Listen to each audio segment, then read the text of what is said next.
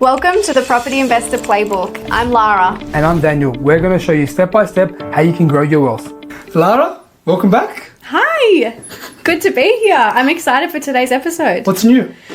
We've got Natalie on, Yep. Natalie Elazzi from Liviti Finance. I'm excited to have a chat with her. We did a bit of a deep dive. It was good. She's going to break down all my finances now. Yes. I was talking to her outside actually before. She was telling me all those client stories, so that'll be good to get into. Yeah, definitely. And the biggest question is how you can increase your borrowing capacity. Yes, definitely. The biggest topic at the moment, I think, is how the stage 3 tax cuts can impact borrowing capacity. So Yep. it'll be good to hear from her. Definitely. I'm hoping now it's been 3 days into July so far. How can we move forward with those stage 3 cuts? How can I increase my borrowing capacity? But the biggest thing around that is now if I can afford to buy my property 30, 40, 50 grand more as a couple, now that may be a big increase. Yeah. She spoke about the cuts or the tax savings, I guess, could increase potentially borrowing capacity up to 30,000. That could be make or break for some people. 100%. It could even be more than that if they're a couple. So yeah, it'll be good to chat about. No, for sure. Finance is one of those. It's boring, but it's not. If that makes sense. Like we need it. So everyone, like majority of people need finance. Yeah. I think the biggest thing is once we understand it, we can use it to our advantage. So Definitely. hopefully that gives us those little pointers. Everyone's been asking us those questions, so we'll throw them at that, see how she takes it. What are you most excited other than the stage 3 tax cuts about that coming on? I'm interested to hear about some of her personal stories and client stories that she's worked on. I did ask her a little bit about, any stories that have touched her heart on how she helps people. And one of them really stood out to me, but I'll leave that there and let everyone have a listen. So yeah, let's jump in. Let's get into it. Hey guys, welcome to episode 2. It's me, Daniel, again. I'm Lara. And I'm Natalie. Thanks for coming in, Nat. Thanks for having me. First off, do you want to tell all our listeners a little bit about yourself? Yeah, so I'm a mortgage broker. I've been a mortgage broker for about 5 years now. Been working with Liviti Finance for the last 2 years. And you may have seen me at like Women in Property event. I speak at events and help women and general people understand investment lending, how to increase their borrowing capacity, how to better their credit scores. So that's pretty much what I specialize in. Awesome. Yeah. A little quick question for you, but how did you get into finance and property? I would say I was working in accounts at first, found it pretty boring, but I started to see ads about property wealth and finance, and so I started to get interested in how to better your wealth through finance. And then so I went and did a mortgage broker course, found it very interesting. And then once I stepped into the property side of it, because they coincide together, I just really enjoyed it, and I found that you could learn so much for your personal growth as well as helping others in property wealth growth. So that's what made me change. Are you a property investor yourself too? Yes, I am. How many properties do you have? At the moment, 1. Do you live in it? No, Investment? it's an investment. I rent invest at the moment. Nice. So, yeah. Very nice. Where's the property? It's in Uguna in Sydney. Oh, nice. Yeah. How long have you held that one for? We'll say a year now. Yeah. Nice.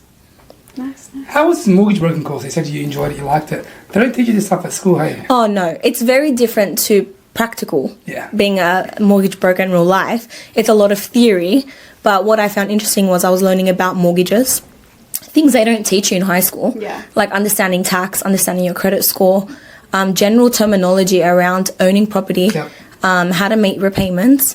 And so when I just started to learn that, the curiosity peaked. And then once I got into the field, when you start to deal with real life people, you just see a whole world of different scenarios.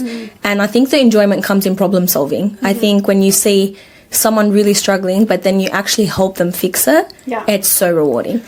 Does everyone come up to you at the family barbecue saying, Nat, are the rates going up, they're going down, where should I buy? Is that a common Yeah, they think I can predict it. And then they get mad at me like I'm controlling it. So you can't predict it? I can't predict it and I can't control it. It's got nothing to do with me. I'm just one person in the millions in Australia. Yeah. Is there a pivotal story or client that's happened in your career that kind of went, like it touched your heart a little bit? Like you felt like you really helped them? Yeah, actually it was recent. Especially in this market, you just see a lot of people really down. They're not getting into the market. They're working so hard and it's not getting anywhere. This one client was her and her husband, both full-time workers. She's self-employed and he works for family. They spoke with a previous broker and they were only able to get like about 300,000 to borrow from a bank. And I thought already that was odd for two people to not be able to get more.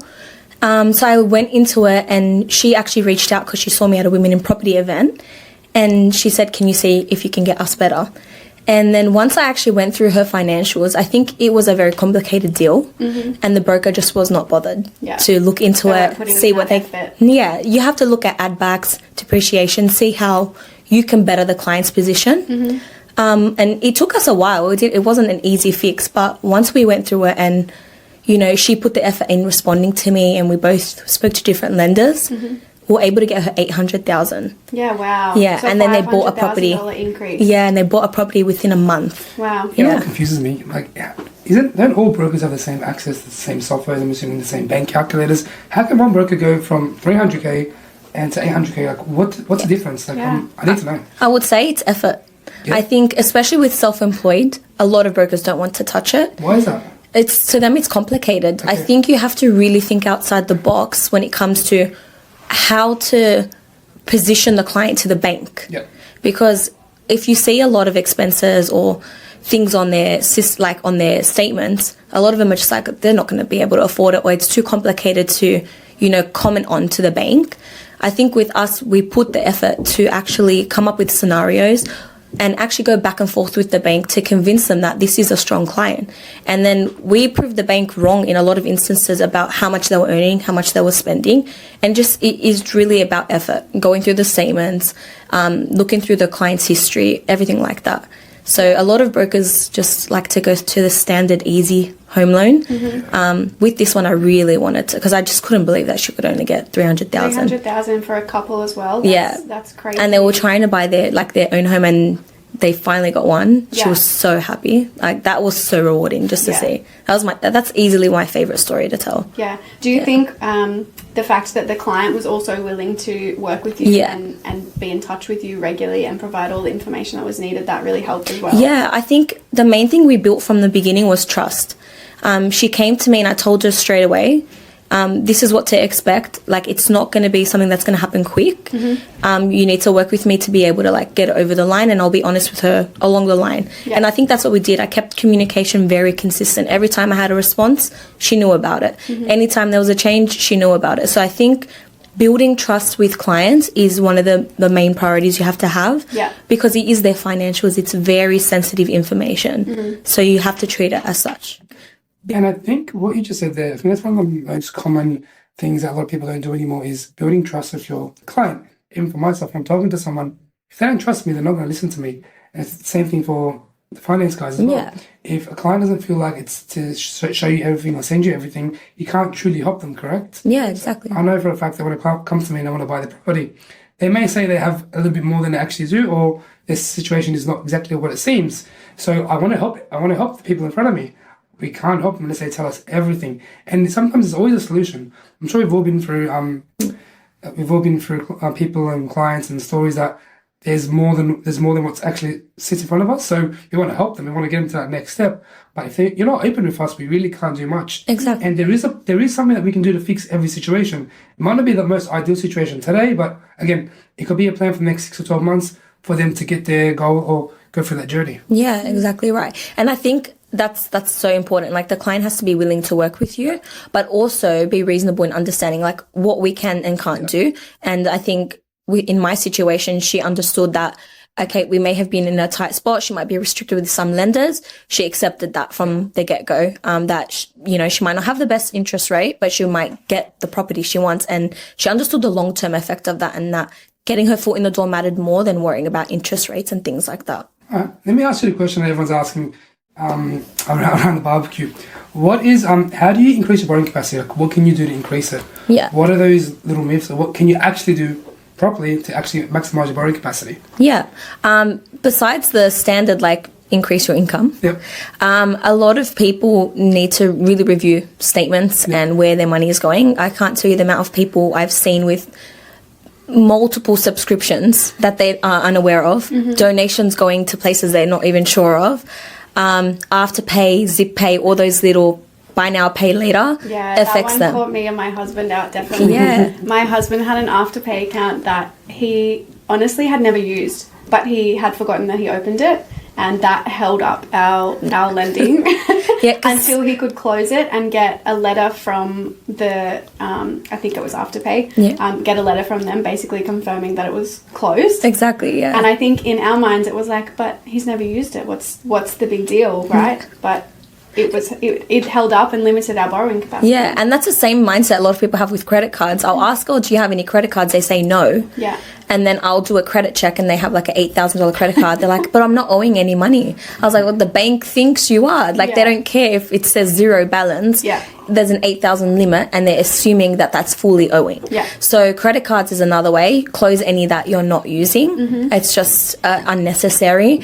Like your gambling habits, Sportsbet, TAB, I think, the bank looks at all of that. It sees all of it. They assess your everyday statement. So they look at your spending habits. And a lot of it is they think about like your history and your potential to repay their loan. If they think you have a gambling habit, then don't want to borrow of you, even if your credit score is good. Yeah. And even if you might have the money to make repayments, they still might be like, well, they gamble this much a month. I don't think we want that type of client. Yeah.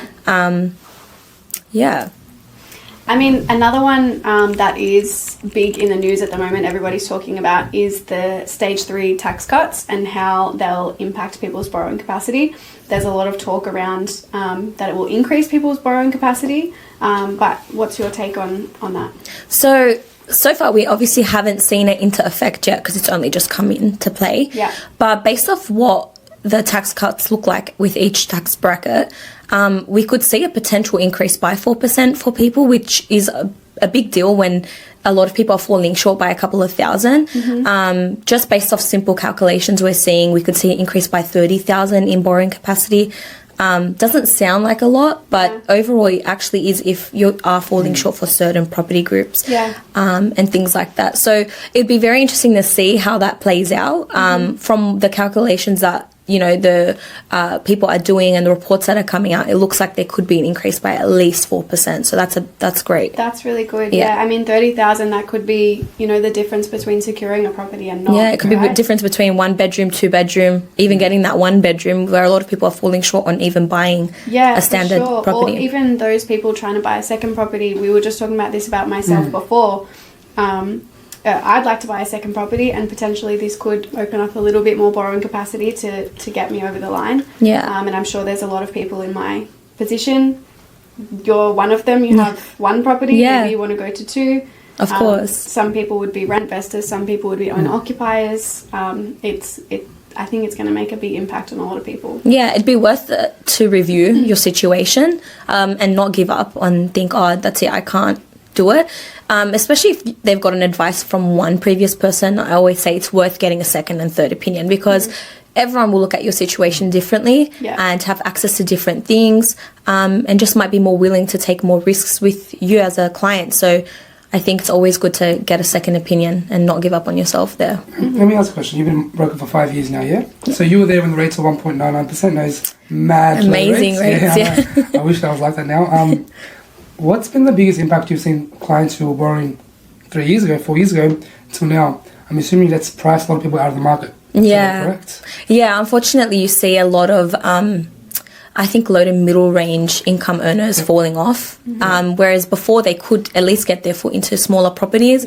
Now they're just not qualifying. And it's so sad to see because rates will go up and down all the time. So the rate increases we've had have now made these people believe they can never buy property. But in a couple of years, we don't know what it might look like. But right now, it feels out of reach. Now, it feels like it's impossible for them. Yeah. And it's not just the rate increase as well. It's construction prices have gone up by over 37%. So it's crazy. Like I used to be able to find and build a home for about $450. Or so now it's $450. Before you could do it for about $320, $300K. So with the increase in the rates and the bull prices have gone up, people are priced out of the market these days. Yeah, but I think like the property market always has a balance, especially like I've only been doing it for 5 years, but I've already seen like two sides of the coin.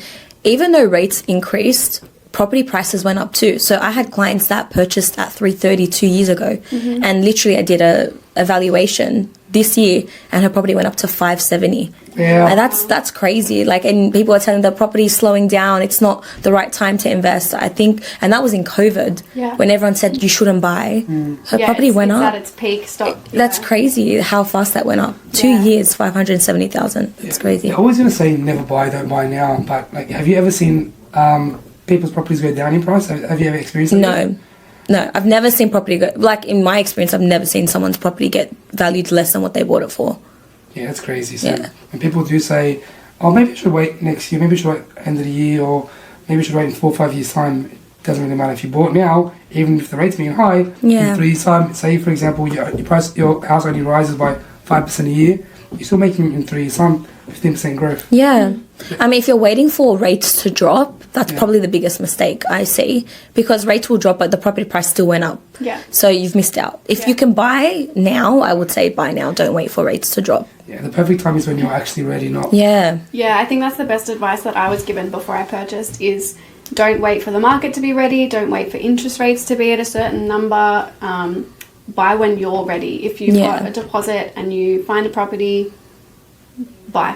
Yeah, if you pretty much. basically. I mean, I feel like I have a lot of people that have the potential to buy, but they get a lot of advice from family members. It's like, well, it's not the $1 million property we want you to have, and it's like, well, why do you need to have $1 million as a single? That we spoke about last week.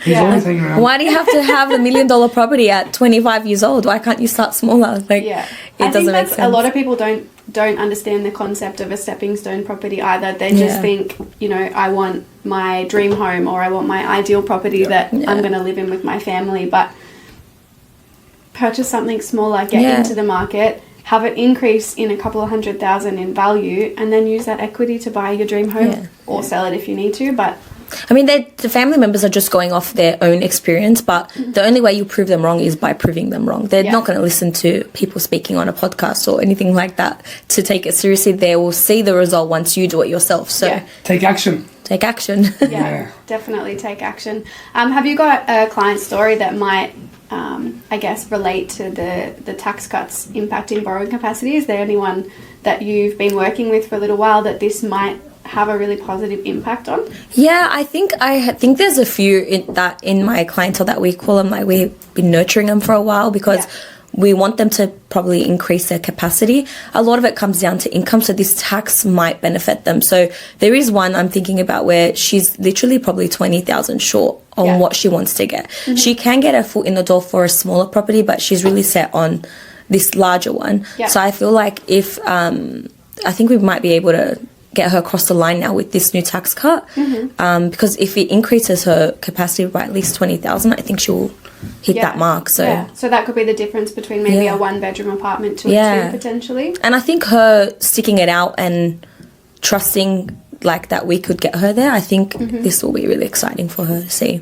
We were having this discussion before, and you said that and I'll let you elaborate on this, you're an investment-minded broker, correct? Yeah. So what does that actually mean? So I know everyone's a broker at the end of the day, so what does that mean? You're an investment-minded broker. What's your specialty? Yeah, so I think specifically with the clients I'm getting, they're wanting to invest. So ideally what their goals will be is to have more than one property in their life. So with an investment-minded broker, I would say, we look at your portfolio as a whole. I'm not specifically looking at you just buying that one property forever.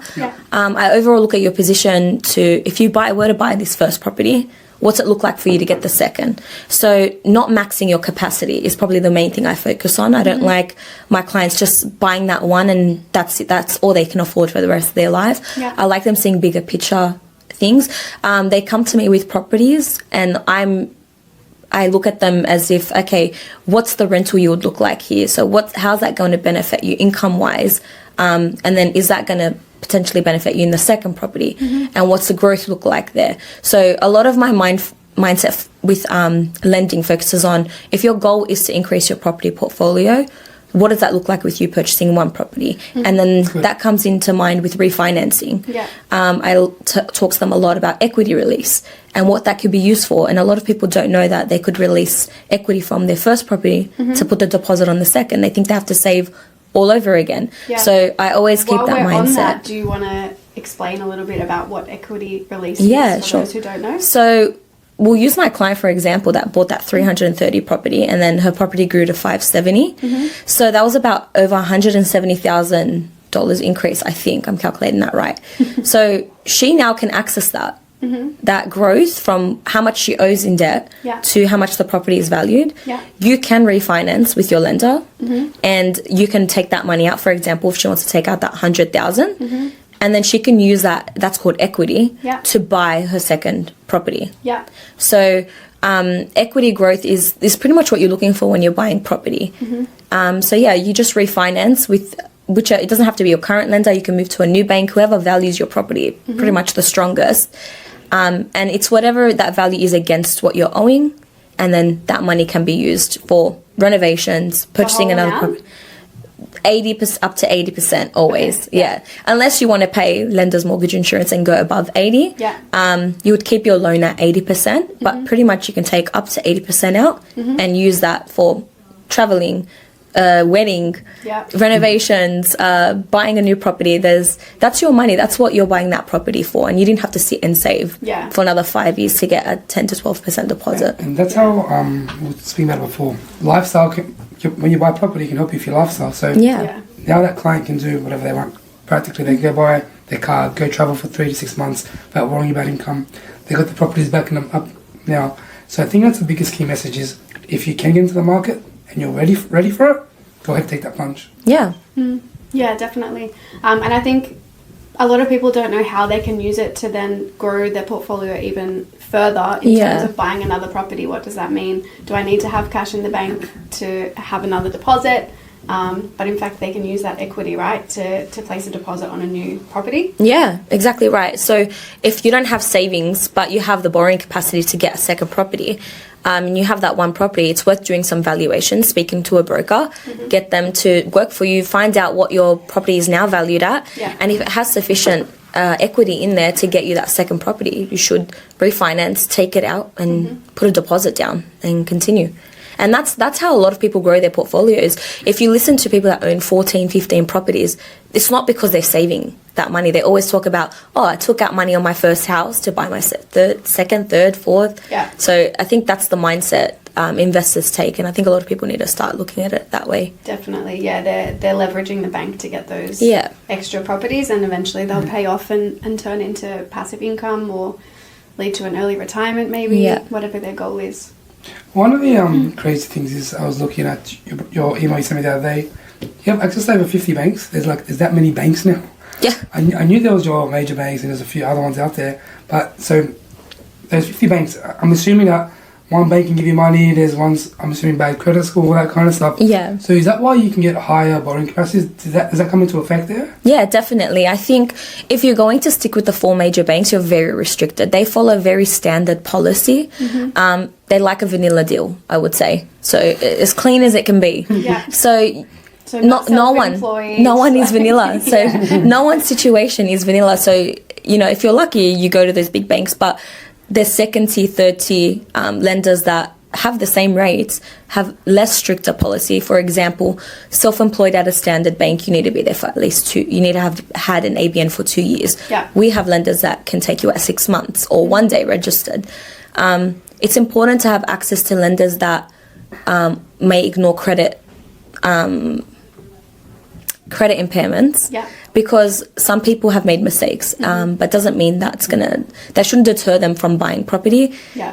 And you have a lot of lenders that will look at people's overall situation realistically, whereas your standard big banks are over assessing it. And that difference makes that so huge when it comes to borrowing capacities. You see differences in over hundreds of thousands of dollars in borrowing capacity.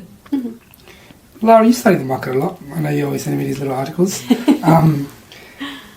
Just based on what Natalie said and all those little ads on Instagram that we go through, What sticks out in terms of different brokers, different people, the messaging? Is it all the same thing? People just want to buy a property, or do people have different? Would you say have a different view of what finance is in their eyes? I think people have different views of what finance is. Yes, I don't think a lot of people understand finance. Yeah.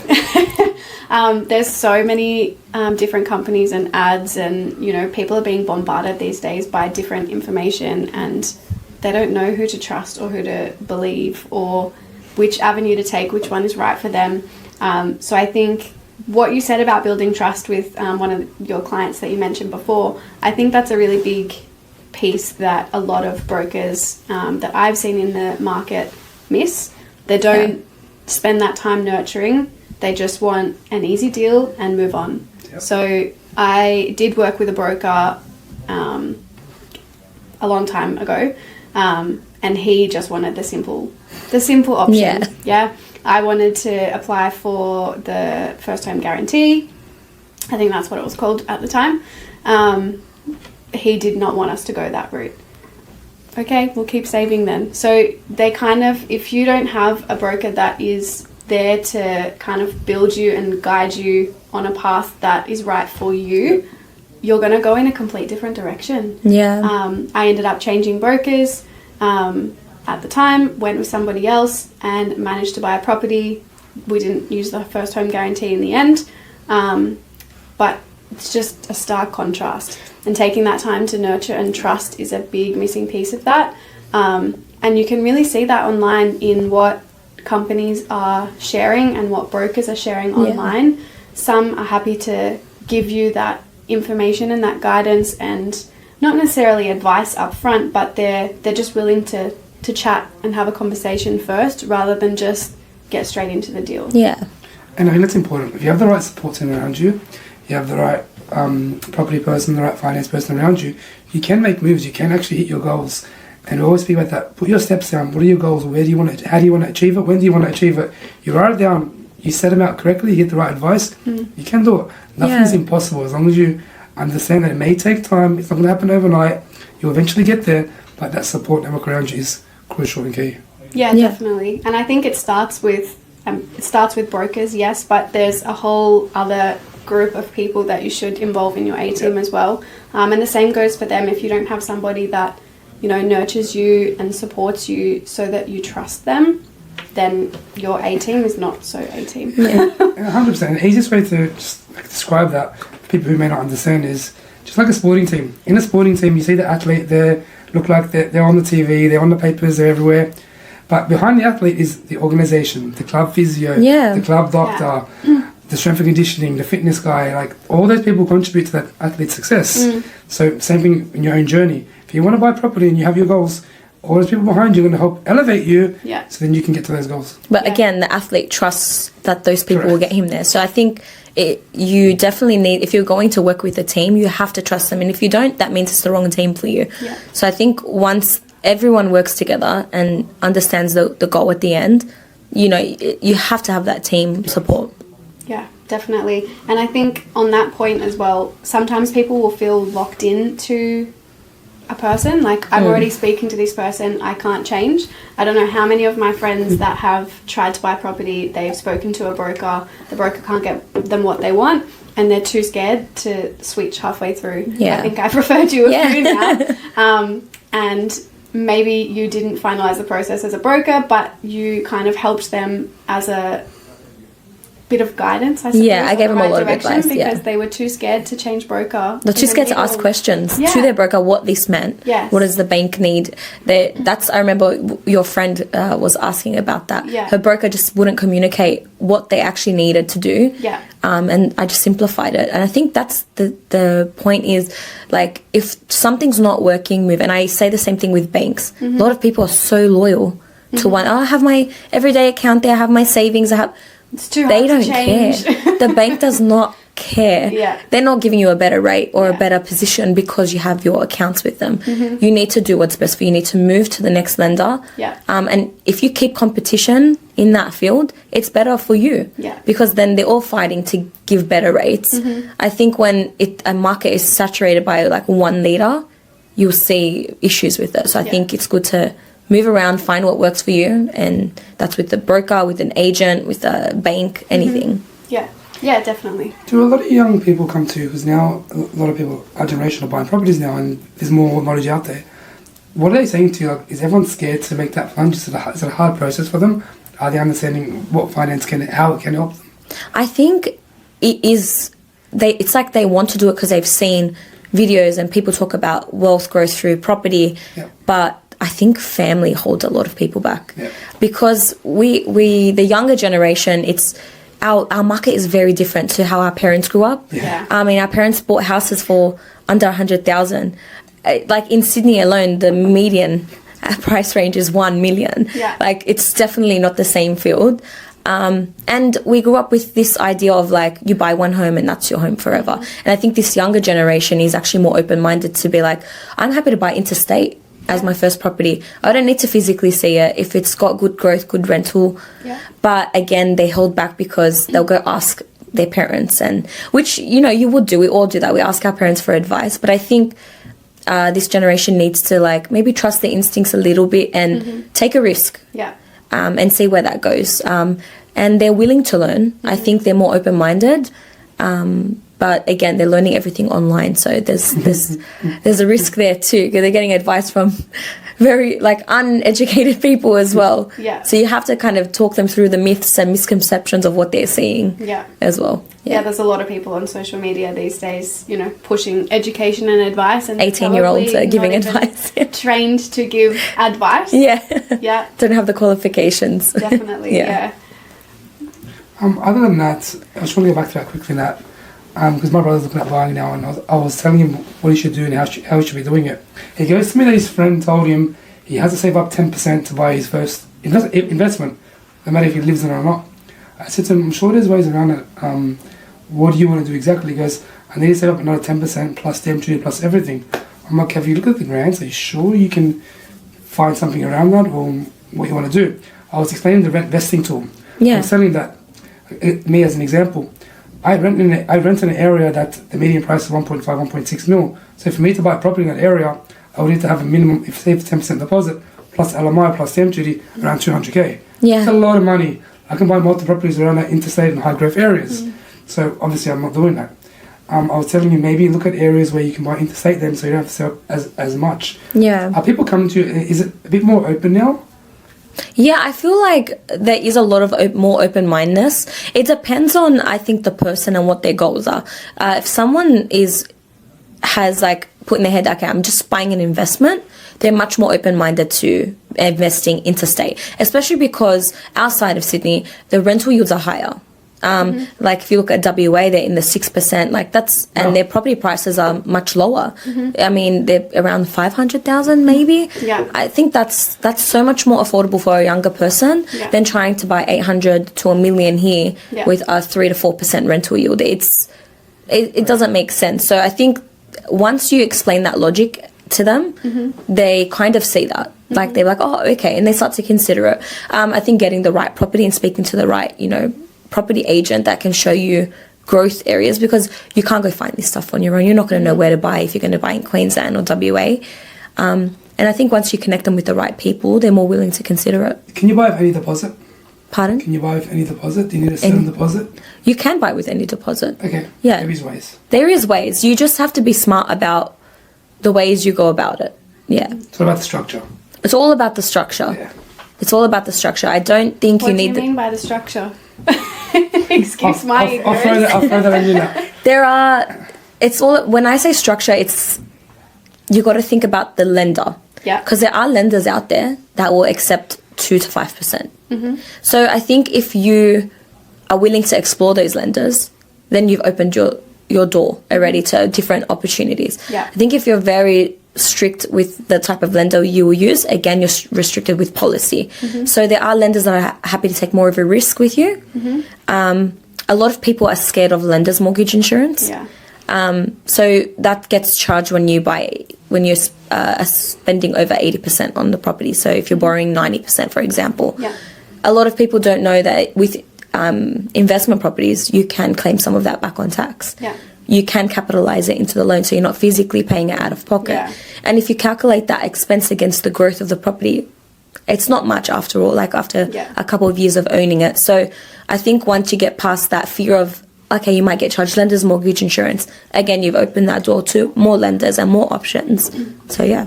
Yeah, I think that's definitely a bit of a hole that is uneducated, I would say, in a lot of young people. I was the same before I purchased. LMI is scary. You know, you think, oh, it's $5,000-$10,000 just going to the bank for nothing just because I don't have a big enough deposit. But you're right, if it's over the life of the loan and it's getting you into the property market now that's growing at 5%, it's worth it. And you can capitalize it. You're not paying it out of cash, you don't have to be added to the loan. Exactly right. So you can pay it out of cash if you want, but you can add it to the loan. And what's 5, 10, 13,000 across a loan across 30 years, if that's the term you choose. So it all depends on the strategy and structure you want. So if you're more willing to be open to ideas and restructuring and changing, you know, that traditional mindset about how a mortgage should look, you can get into the market differently. Yeah. A question I got asked by somebody yesterday actually was, does age play a factor in approval? And do you have any advice for young people wanting to take out a mortgage? What steps should they look at taking before coming to you? So age doesn't necessarily play a part in approval. It depends if you're close to retirement or are in retirement. That's a different story. But again, if you are close to retirement, there's exit strategies. There's lenders that will consider you if you put together the right plan on how that will be repaid, the term you're looking at, how much of a deposit you have. For younger people, no, it doesn't play a part. I think savings and income is what will determine if they can get into the market or not. Also their spending habits. So the main thing I would suggest is just be very cautious about their credit and the inquiries they make. 4 types of credit, how much they save, how to boost their income, and if they are low income earners, how can they maybe boost it to become medium to top range. Second jobs, things like that. I think side hustles. Side hustles, and that's I think a thing of this generation. Everyone has a side business or it's selling something on Instagram. It's worth it if you're earning consistent income and you're adding on top. That's how you're going to get into the market. If your base income isn't strong enough, you just got to push yourself. Definitely. Would you advise young people to come and see you early on, even if they don't feel like they're ready to purchase property, so that they can be, I guess, set on the right direction? Yeah, 100%. We come up with like savings plans. If I notice anything that might be adverse on their spendings or their credit, I can help them fix it now, put a plan for them that in 1-2 years time, okay, let's reassess, because you're young, so putting that effort in, you're putting time into yourself to invest and get better and stronger. And I think it's like going to the gym. You're not just going for one day. You will go for 6, 12 months, a year or 2. Consistency is the key. Yes, Daniel likes that. Yes. I think we've used the cash is king reference. Maybe it's consistency is king. Everyone speaks about consistency with diet, with life, with mindset, with motivation, everything. Right. Well, thanks, Nat. Thank you. Thanks for coming in. I'm sure we'll speak to you another time as well. Yep, anytime. Thank you.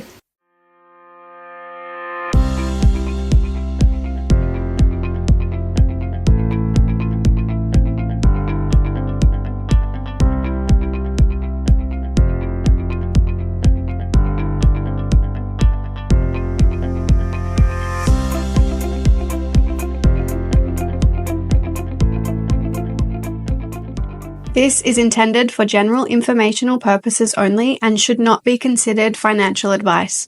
For specific guidance on your situation, consulting a qualified financial professional is essential.